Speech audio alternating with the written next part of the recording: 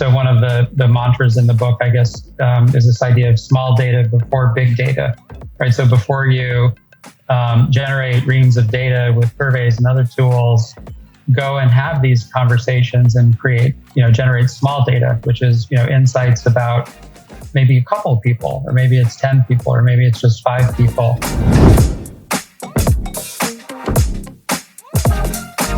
This is the Workplace Therapist Show. Of course, I'm your host, Brandon Smith. And for our show today, we talk about relationships here. We talk about conversations here. We don't often talk about relationships and conversations with customers. We spend all our time on coworkers and leaders and other folks that we might be supporting inside the business, but not customers. So today, to guide us, we've got David Duncan. He is the managing director at strategy consulting firm Insight, where he works with leaders to create customer-centric teams, strategies, and organizations. He recently wrote a book which has a great title, and it's a really easy read, The Secret Lives of Customers. So I'm interviewing David here today. We're going to talk about how we can get a better understanding of our customers, particularly as we're starting to move out of the pandemic and needs have changed. So listen real close to some of the tips David gives us on not only how to start those conversations, but how we need to have the right mindset.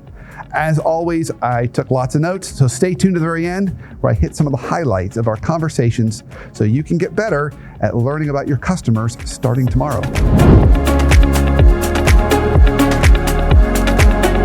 David, so excited to have you on the show today. So excited to get your perspective on customers, and just love the title of your book, The Secret Lives of Customers. A nice provocative title, but it also really reminds us that we don't always know as much about customers as we think we know. So really excited to have you on the show today. I'm excited to be here. Yeah. So before we get started, I think, my listeners always love to hear about my guests and a little bit about their journeys. So maybe a good starting place. So tell us about you. What do you do today, and what ultimately got you there? Sure. Well, today I work as a consultant at a firm called Insight. Insight's a strategy and innovation consulting firm. It was started about 20 years ago by the late, great Harvard Business School professor Clayton Christensen. All of our work is typically for large organizations. We help them figure out how to innovate, how to create the next version of themselves. I've been there for 16 years or so. Before that, I did a very brief stint at McKinsey. And before that, I actually did a graduate degree in physics, of all things. I at one point thought I was going to go into academia, but during graduate school, I decided to redirect into the business world, and that's where I've been ever since.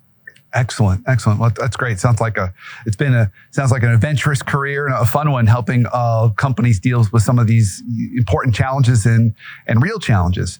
So let's talk about the challenges related to customers.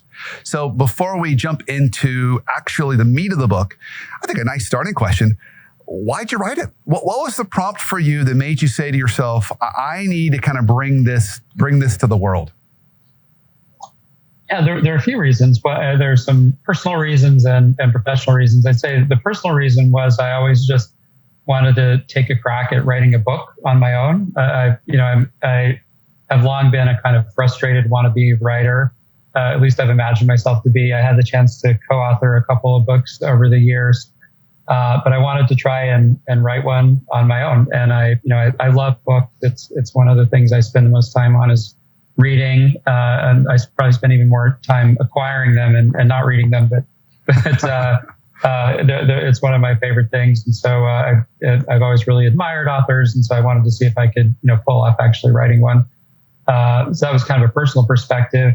And then professionally, I just thought there was a gap in the market for an accessible, easy to understand way that anybody working, not specialized, market research with PhD type people, but rather just a general audience to learn how they can have useful conversations with customers that they serve or that they want to serve. And do that in a way that's authentic, that, is mutually satisfying for the person they're talking to, and elicits useful information in the sense that it helps them figure out ways to help those people or those organizations. And I didn't think there was anything really out there like that. And I thought there was an audience for it. And so that was the motivation. So remind me again, when did this book actually publish? In May of 2021. Okay. I'm asking because I think relevance really, really matters. So we think about here today and we're thinking about customers. It almost feels like the pandemic has done this weird little just reset for customer relationships. Sometimes it means price increases where we have to have with customers. Sometimes customers' values change. Sometimes customers maybe value that interaction. They lost some of that. So just as the expert, why do you think this book is so relevant today? Probably more than any other time. Well, everybody's customers have changed in the last couple of years, given, I think there were a lot of forces already at play that were changing, the nature of the relationship that organizations have with their customers. And by the way, just as an aside, I have a pretty broad definition of what a customer is, right? It can be either the direct, people you're serving and marketing to and selling to if you're a company. If you're a nonprofit, it could be, the people that are your donors, or it could be certainly the people that you're trying to help with your nonprofit organization. If you're a university, it can be your students, it can be your faculty. But you can use that label to apply to essentially any person or group or organization whose problems and goals you want to understand well enough that you can find ways to help them solve those problems and achieve those goals. So really, by that definition, and I'm on a tangent here to your main question, which I'll get back to.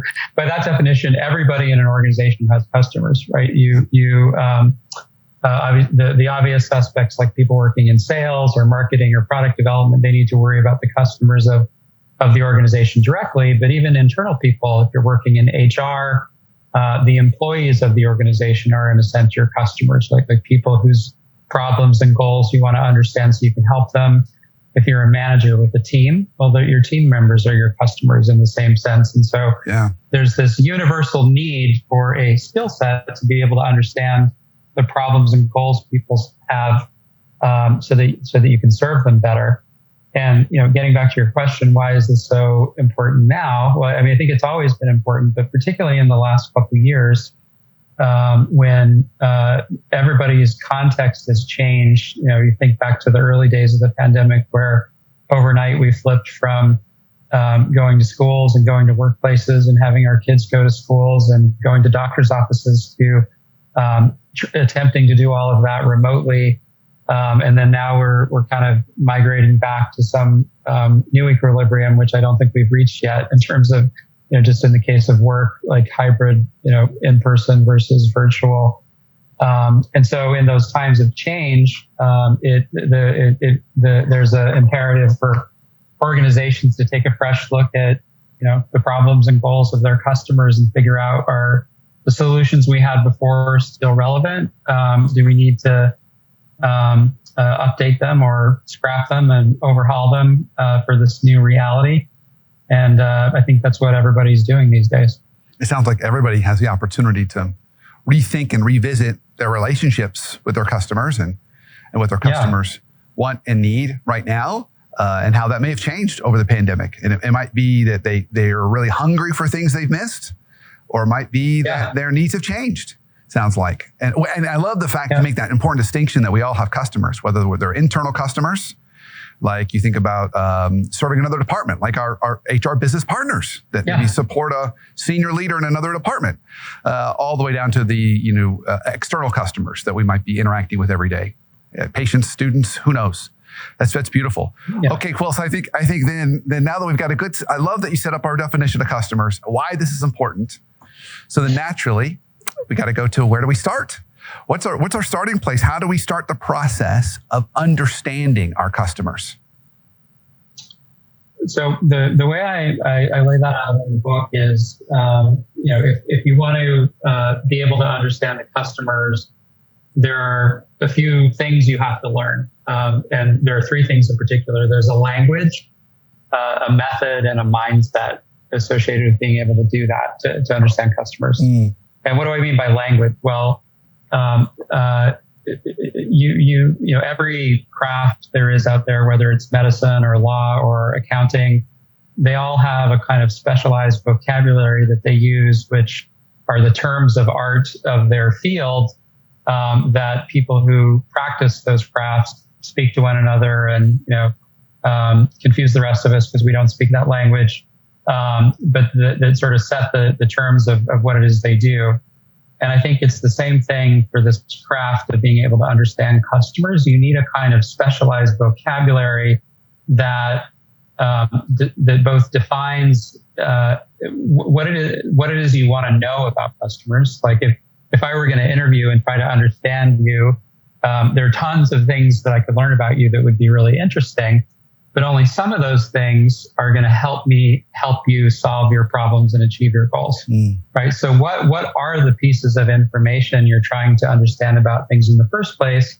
And you need a kind of language with that vocabulary to describe what those things are.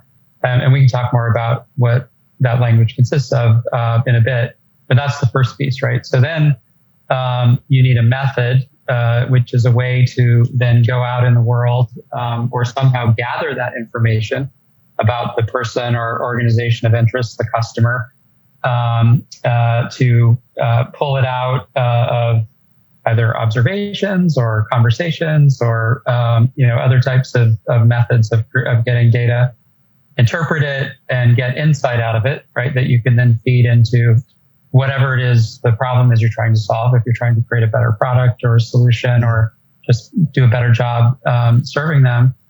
And then the third thing is a mindset or a set of mindsets that as you go out in the world, apply that language and that method, sets you up for the best chances of success.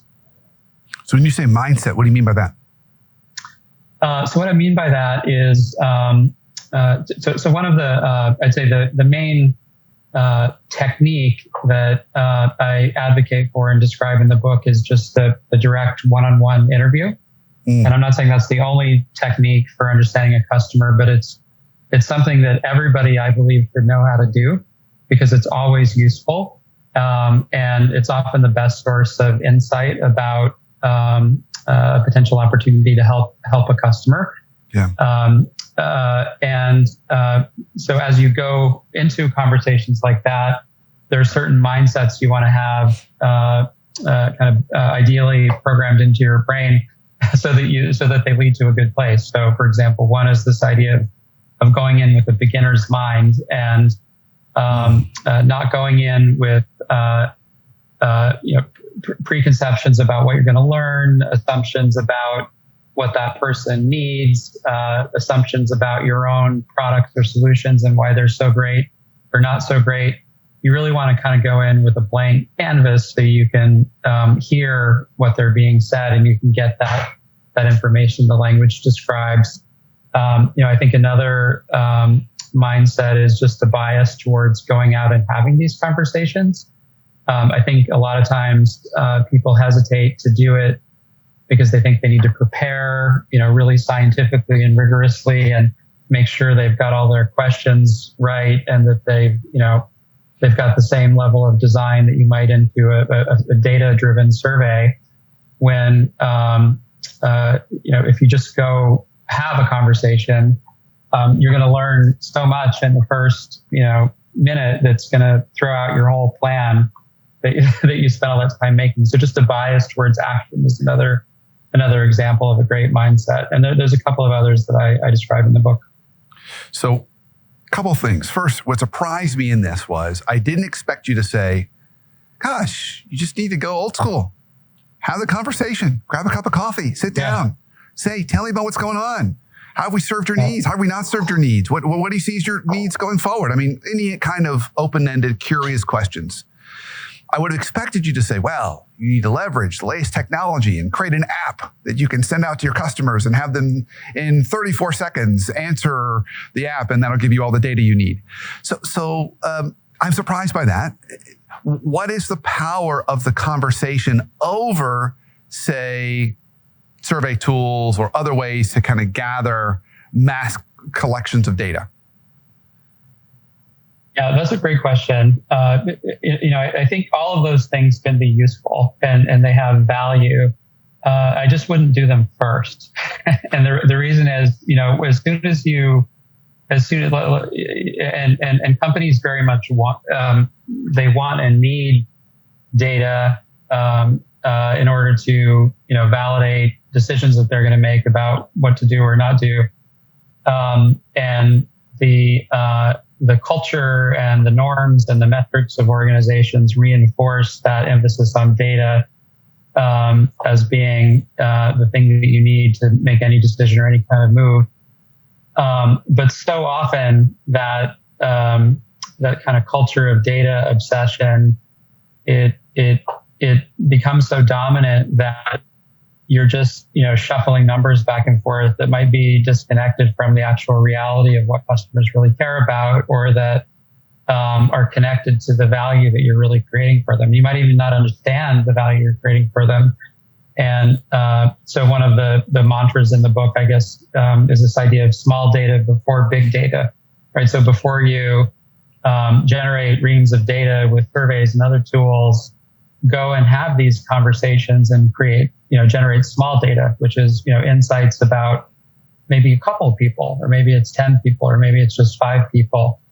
And you will always be surprised, and it will always be a very rich set of insights you'll get out of that. And then you can use that to inform your surveys or whatever you want to do to validate it. But if you skip that step, right, as soon as you write that survey, you're constraining the aperture of what it is you'll conceivably learn from the survey, right? Because the questions you ask constrain that. Whereas when you're in these qualitative interviews that are more open-ended, and I'm not saying they're without structure, there's a method you can apply, which is what the book is about, but you're open, you've got that beginner's mindset. You're open to being surprised and learning something that you didn't know. Like designing a survey assumes you know the answer or the space of the answer. So you need to do the conversations first. I feel really strongly about that. No, I know. And I've done every type of research out there under the sun, including quant, and I believe this very strongly. Amen, brother. I'm with you 100%. So couple reactions. I'm a big baseball fan. We're in baseball playoff season right now, and it makes me think about baseball is a very heavily data-driven sport. I mean, they analyze everything from fielding percentage to, and then they try and combine and create aggregate measures to try and also figure out what is essentially a lucky sport. And if you look at a box score, a base hit's a base hit. But without the context of what's going on, it might have been that person just barely hit the ball off the end of their bat. It dribbled to the third baseman. The third baseman couldn't field it, and they got a base hit. Counts the same as someone who hits a 115 mile an hour ball off the left field wall. But you don't know that without the context or story. So I think you remind us that the context and story matters before you start collecting this data. The other thing I think is really important, that is really powerful in this and hard, that I want to attend to, is to have the beginner's mind, and to be open is to be vulnerable. And a lot of people don't like that, David, because they don't want to hear bad news from their customer. Maybe they get defensive, or maybe they just don't want to, or maybe they know there's something wrong going over here and they really just don't want to talk about it. So tell us a little bit about how do we overcome that feeling of vulnerability? Because that's really what you're asking us to do. Get vulnerable with your customers. Be open no matter to anything they say, which might mean feedback you don't really want to hear. Yeah, that's a really good point. I haven't thought about it in quite that way before, but I think that's a really astute observation, that could be a hesitancy. I guess I found in having done a lot of conversations with customers over the years, this whole methodology, I guess, in this book is anchored on understanding the world from their perspective, right? Not from your perspective or your product or your business, and all the things that you are worried about day to day. And it's really about putting that aside and trying to get in their shoes and understand the nature of the problems they're trying to solve that are important to them, and understand the goals that they're trying to achieve. And your product, right? Like, because those are the things that drive them to behave as they do. And it might so happen to be that your product was the best solution for it at a given point in time. But if you don't stay on top of how those needs are evolving and the other things that they have as options for solving those problems and achieving those goals, they may reject your product tomorrow, and you're going to want to know that, right? Because that's probably going to make you feel more vulnerable than getting some bad feedback. Because if they actually stop doing business with your organization at all, absolutely. So anchoring in kind of what their reality is the first step. And then I guess the other reaction I had was, I've always found these conversations to be really enjoyable and also rewarding, in the sense that if you go into, and I think this is another mindset, which is if you go into them and you're genuinely interested in learning about this person and what keeps them up at night, what are the big issues they're worried about, they really love that. Like people love it when people are interested in them and really care about what they have to say. And it usually feels like a very positive experience on both sides. I found in almost every case.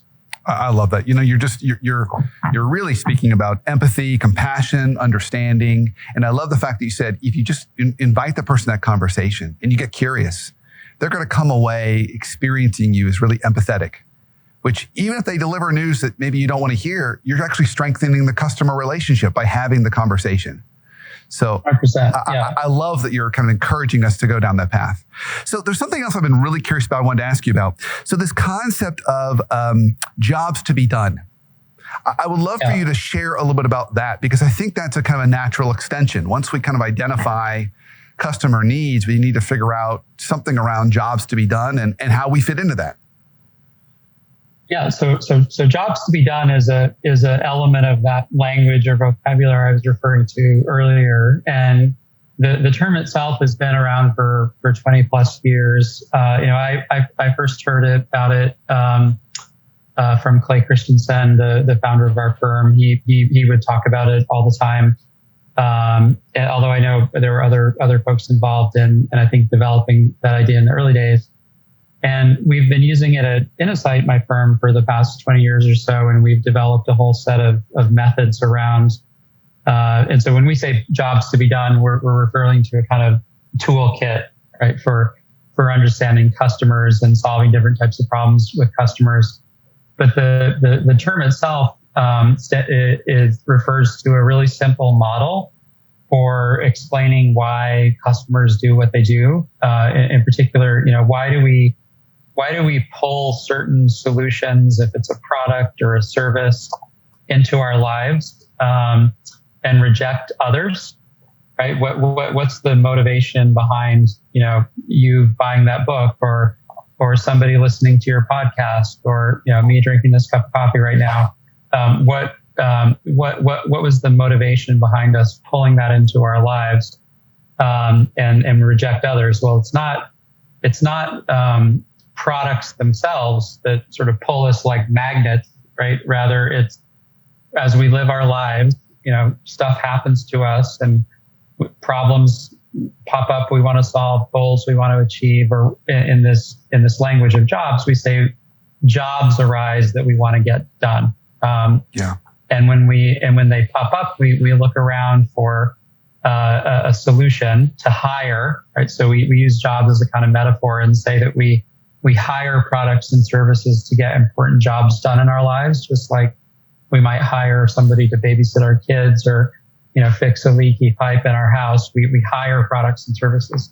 And the reason that's a useful reframe, right? Like we don't buy the products as ends in and of themselves. It's to get these important jobs done.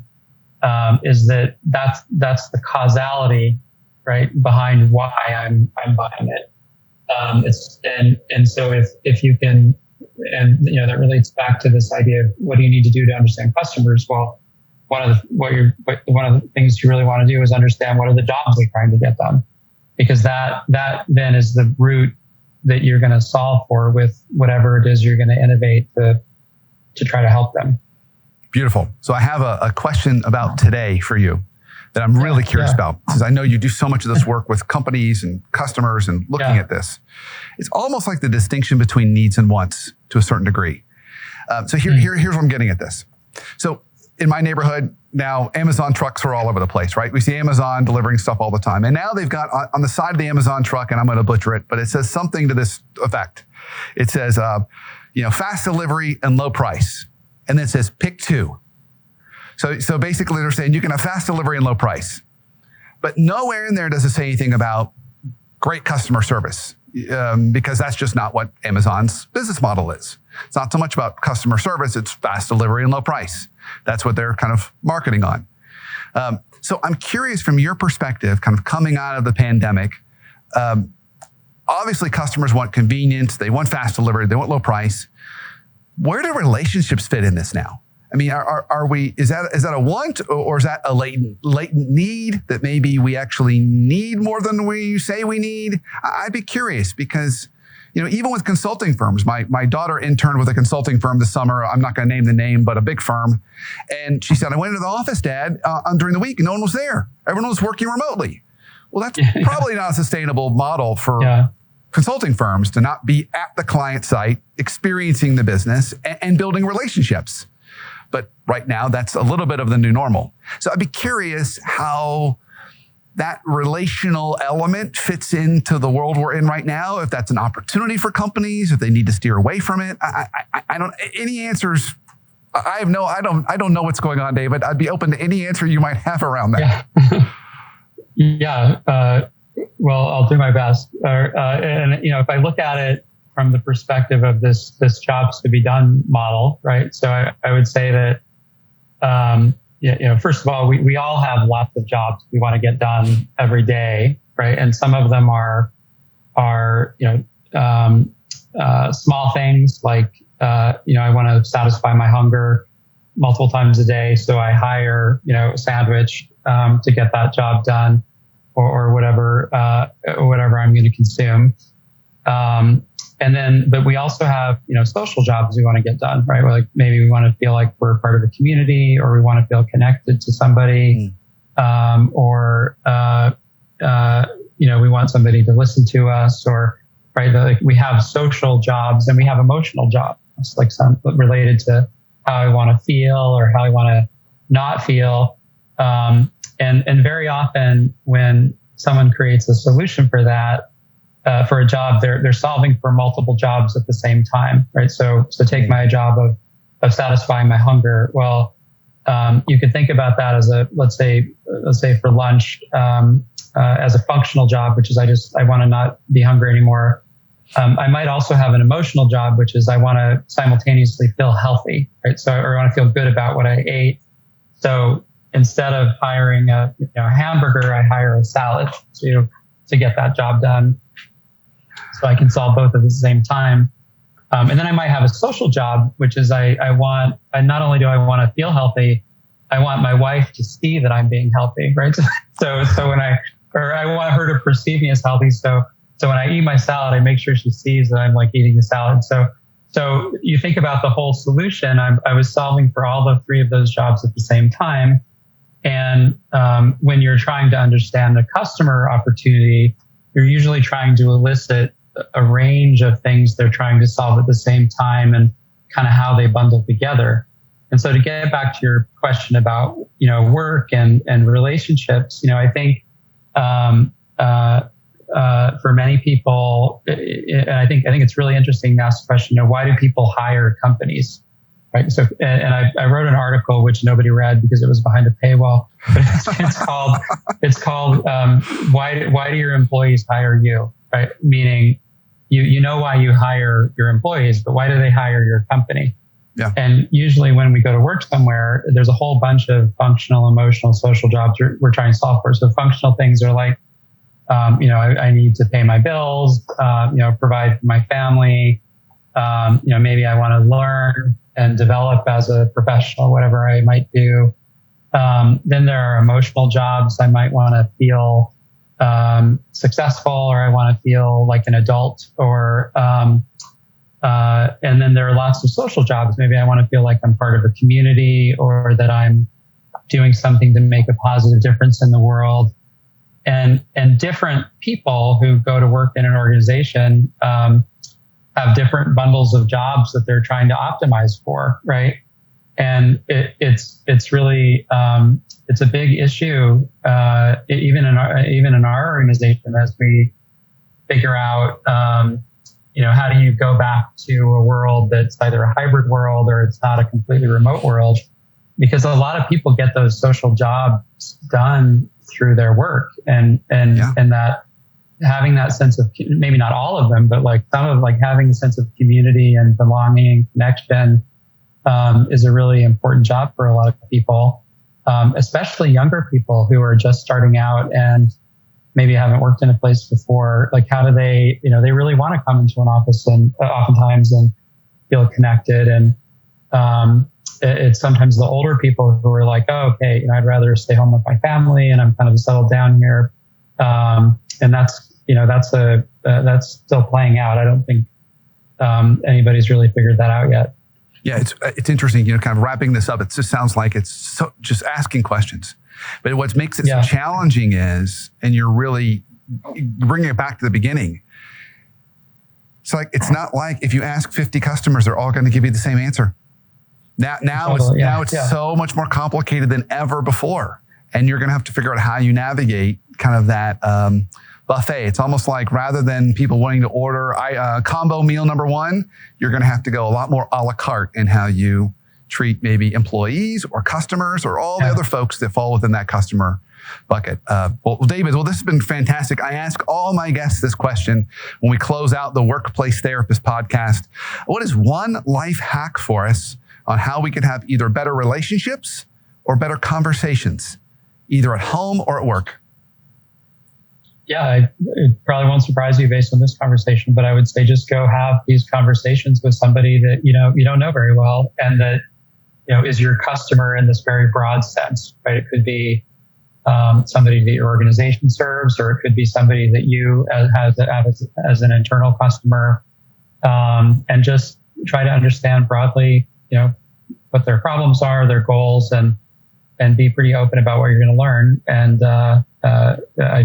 it'll very likely lead someplace great. Fantastic, David. Well, thank you for your time. So if people want to learn more about you, want to learn more about the firm, buy a copy of the wonderful book, where can they go? So the book's on Amazon. It's called The Secret Lives of Customers. And there's a little bit more about me in the book on a website called marketdetective.com.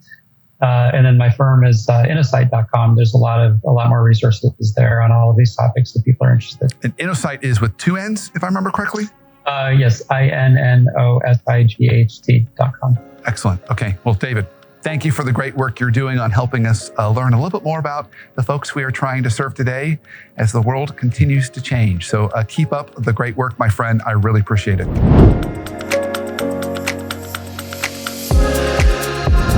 So I really valued my conversation with David. I've got lots of questions myself, frankly, about customers and how the world has flipped those relationships upside down. I know that's an issue for a lot of the clients I talk to.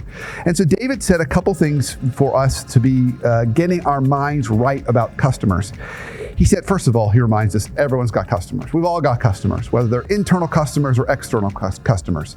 Now, I thought David was going to say, no, you need to start off with a very sophisticated methodology and survey approach. And he does have a methodology, but it's not using technology. He said, go old school.